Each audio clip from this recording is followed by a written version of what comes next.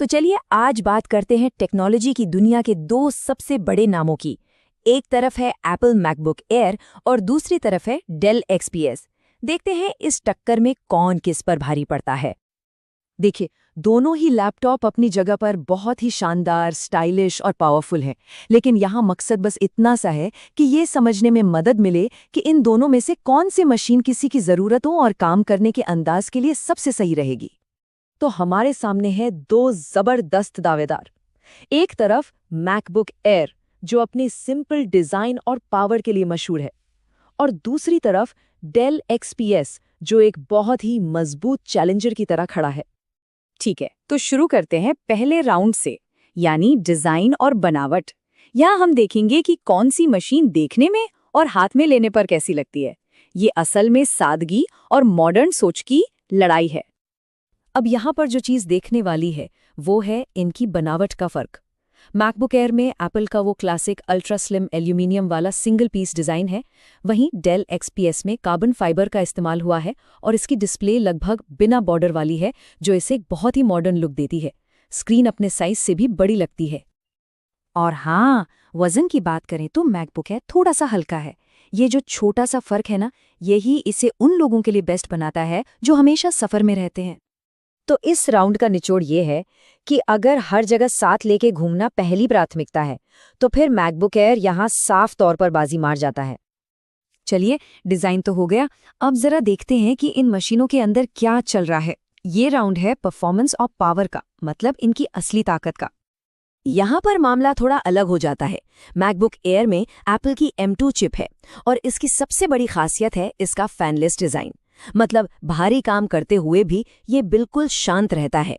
Video editing या music बनाने वालों के लिए ये कमाल की चीज़ है। वहीं दूसरी तरफ डेल एक्सपीएस में इंटेल कोर i7 या i9 प्रोसेसर का ऑप्शन है, जो इसे गेमिंग और बहुत हैवी कामों के लिए एक पावर हाउस बना देता है। और हाँ, एक बड़ा फर्क ऑपरेटिंग सिस्टम का भी है। एक एप्पल के बंधे हुए इकोसिस्टम में है, तो दूसरा विंडोज़ की खुली दुनिया में।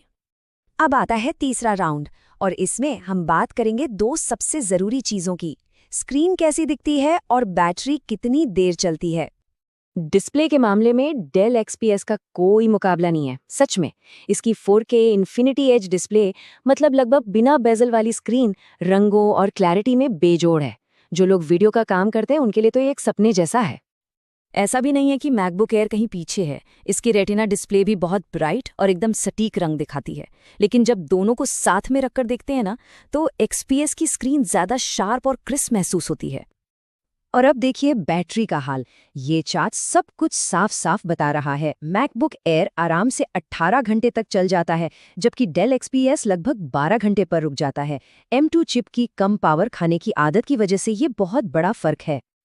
तो मतलब साफ है, जब बात आती है वजन और बैटरी लाइफ की, तो इन दोनों ही मामलों में मैकबुक एयर ही आगे है, कोई शक नहीं। तो अब आ गए हैं हम अपने आखिरी पड़ाव पर, यानी फाइनल फैसले पर। चलिए, अब तक की सारी बातों को एक साथ रखते हैं ताकि ये तय करने में आसानी हो कि कौन सा लैपटॉप चुनना चाहिए। तो चुनाव आकर रुकता है दो बातों पर। एक तरफ है मैकबुक एयर, जो लंबे समय तक भरोसे के साथ चलता है और अपने दाम की पूरी वैल्यू देता है। और दूसरी तरफ है डेल एक्सपीएस, जो ज़्यादा पोर्ट्स और अपनी पसंद के हिसाब से चीज़ें बदलवाने की ज़्यादा आज़ादी देता है। तो इसे और भी आसान कर देते हैं। अगर किसी को हल्का डिज़ाइन, ज़बरदस्त बैटरी लाइफ और एप्पल के बाकी डिवाइस के साथ आसानी से काम करने वाला एक स्मूथ एक्सपीरियंस चाहिए, तो मैकबुक एयर चुनना चाहिए। और अगर किसी को मार्केट की बेस्ट 4K डिस्प्ले, हैवी कामों और गेमिंग के लिए टॉप लेवल की परफॉर्मेंस और विंडोज़ की आज़ादी चाहिए, तो डेल एक्सपीएस उनके लिए है। असल में ये सिर्फ फीचर्स की नहीं, बल्कि सोच की भी लड़ाई है। एप्पल का आसान और इंटीग्रेटेड अनुभव बनाम डेल का पावरफुल और खुला अनुभव। तो आखिर में सवाल यही बचता है, टीम मैकबुक एयर या टीम डेल एक्सपीएस। आखिरी फैसला तो पूरी तरह से इस पर निर्भर करता है कि काम क्या है और प्राथमिकता क्या है।